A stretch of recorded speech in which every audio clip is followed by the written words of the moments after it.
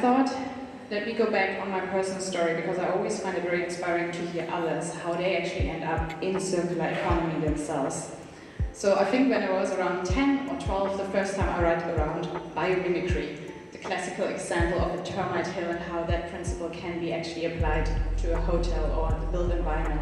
And I was fascinated by that, and I think it just captured my imagination. But I actually never ended up in sustainability management. I first studied wildlife management.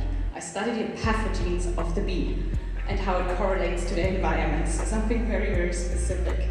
But when the lecturer with his single-use coffee cup was standing in front of me, every single lecture was talking about the hamsters that he studied and how the population is decreasing, I was like, yes, we need that knowledge, but we need something else, and that something else is a different economic system.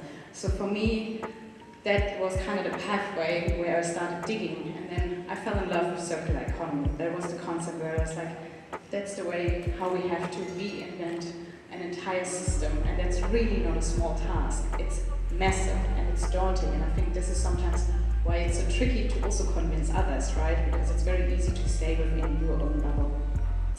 So I think this is how it has brought me here. But the amazing thing is when I first started working at the University of Johannesburg, I already built connections, and these people are here today as well.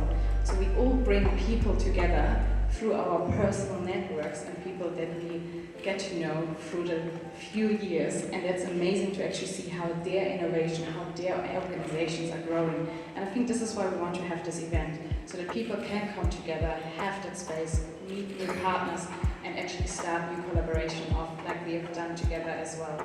So I think with that, I really want to open this event. I want this to be a very joyful occasion for everyone.